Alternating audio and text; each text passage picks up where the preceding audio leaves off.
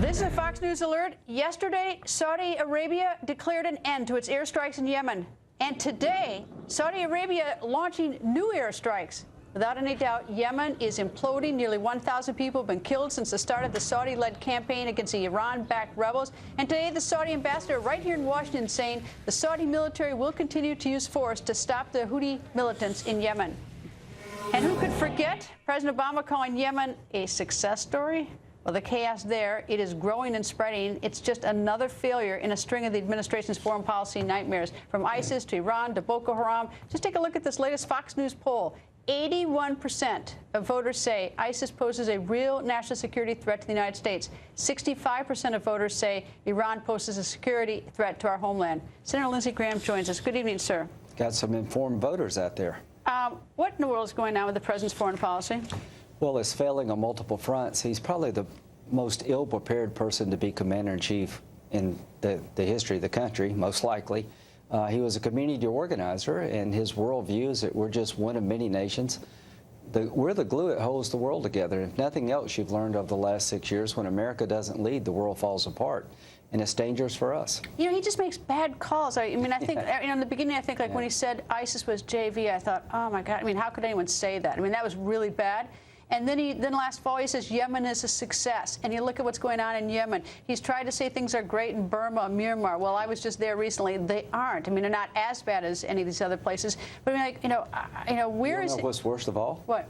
He's dealing with the Iranians if they're a Boy Scout group. You can't trust the Iranians. We're negotiating about their nuclear ambitions. We're about to give them $50 to $100 billion of money if there's a nuclear deal. And he's disconnected their behavior throughout the world.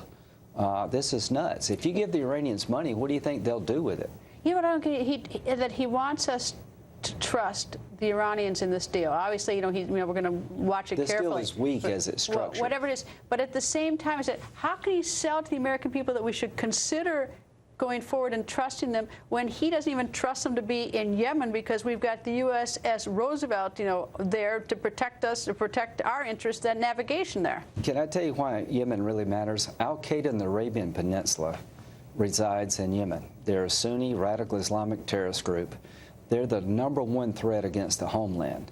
When the pro-American government in Yemen was toppled by the Houthis, who are backed by Iran, we've lost eyes and ears on Al-Qaeda in the Arabian Peninsula. Our counterterrorism forces have been driven out, and I blame Iran for that.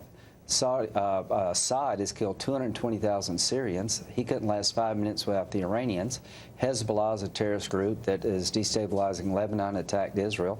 They're now funding Hamas, who has been attacking Israel for decades.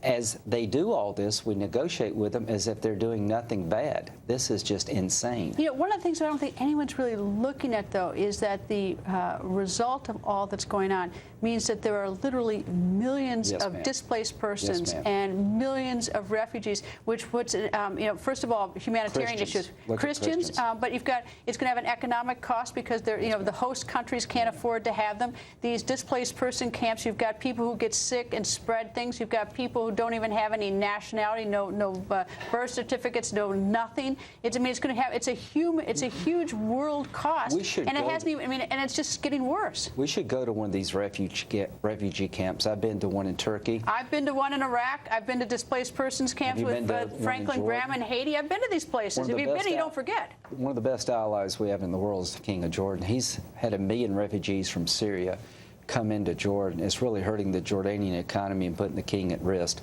We have no plan for Syria. We move the ball around in Iraq, but the president has no plan to degrade and destroy ISIL in Syria at all. And if you don't deal with them in Syria, you'll never fix Iraq.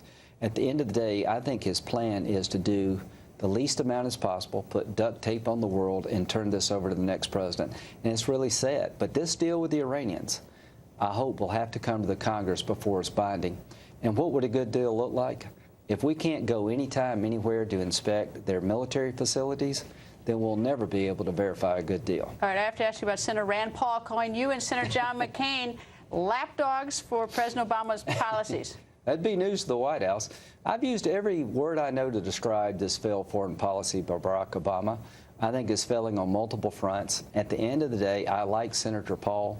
But of all the people running for president on our side, I think he is the worst possible person to send in the arena to combat Barack Obama's foreign policy, because he's been more wrong than Obama.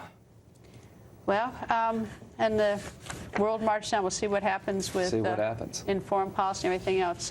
Very, very scary times. But I wish more people would be paying attention to what's going on with these millions Unfortunately, and millions they may and millions pay of attention refugees. for all the wrong reasons. There are more groups with the capability to attack this homeland than any time I've ever seen since 9/11. It's because Barack Obama is leading from behind.